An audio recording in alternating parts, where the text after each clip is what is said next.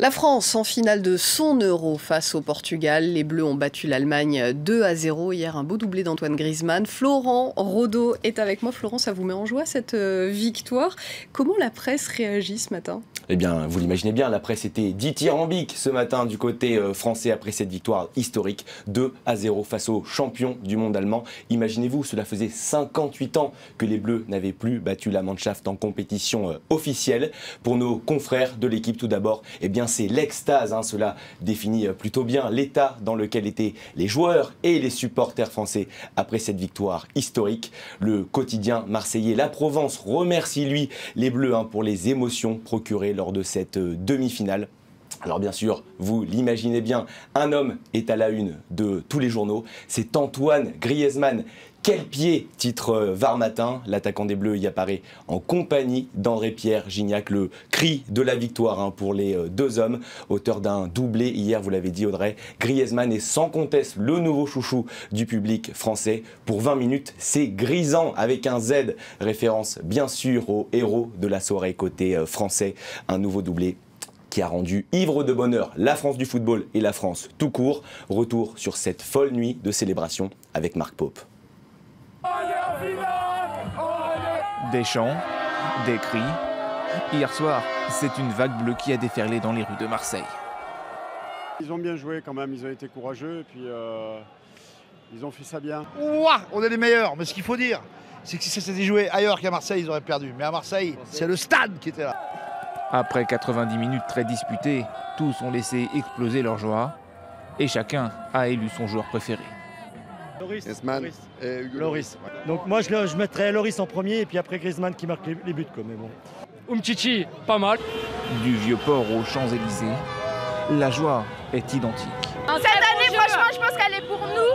Ils ont un très bon jeu, ils sont réactifs et ils nous font vibrer. Franchement, c'est magnifique. Beaucoup voient dans cette victoire une revanche face à une équipe allemande invaincue en compétition officielle face aux Bleus depuis 1958. C'était génial. C'était la revanche de ce qu'on a perdu en Coupe du Monde à la dernière compétition. Et on s'est régalé, l'équipe de France a été extraordinaire. Pour tous, la nuit a été très courte. Les supporters des Bleus ont désormais les yeux rivés sur le stade de Saint-Denis, où l'équipe de France affrontera le Portugal dimanche. Alors cette joie des supporters, elle ferait presque oublier qu'il y a un mois, on abordait cet Euro, Florent, avec un tout petit peu moins d'enthousiasme. Et oui, souvenez-vous, il y a 4 semaines, la France entame son tournoi sans la moindre certitude. L'effectif apparaît décimé avec les non-sélections de Benzema, Varane, Sakho, Mathieu, Diarra et autres Valbuena. Des blessures, des affaires extra-sportives. Au moment de débuter l'Euro, Didier Deschamps n'a pas son équipe type en tête et c'est un souci quand on sait qu'il a eu 2 ans pour préparer son groupe. Alors on peut, Audrey, faire le parallèle avec la situation en 1998. À l'époque, Aimé Jacquet était très décrié avant la Coupe du Monde en France. Les quotidiens sportifs et notamment l'équipe s'en prennent vertement aux jeux proposés par l'équipe de France. On l'accuse notamment de ne pas avoir sélectionné les meilleurs joueurs. Le tournoi débute, les bonnes prestations s'enchaînent. La presse finit par retourner sa veste et adoubera finalement Aimé Jacquet, le seul sélectionneur français champion du monde, il faut le rappeler.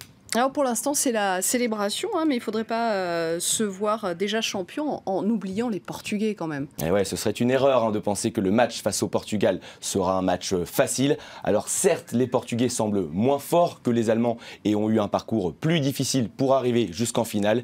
Mais justement, cette rencontre, elle a tout du match piège.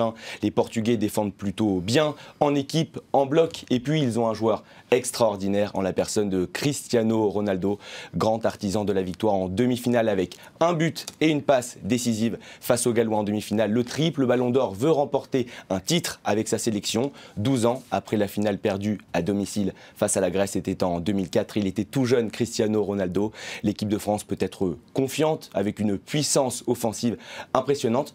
Et puis il y a ces petits signes auxquels les joueurs peuvent se rattacher. Le premier Euro qu'a gagné la France, c'était en 1984. 16 ans après, en 2000, elle regagne l'Euro. Si vous êtes bon en mathématiques, vous comprendrez que nous sommes en 2016, 16 ans après le dernier titre. C'est donc un petit signe auquel les joueurs vont peut-être se rattacher pour remporter le 3e Euro de l'histoire de la France après 1984 et 2000.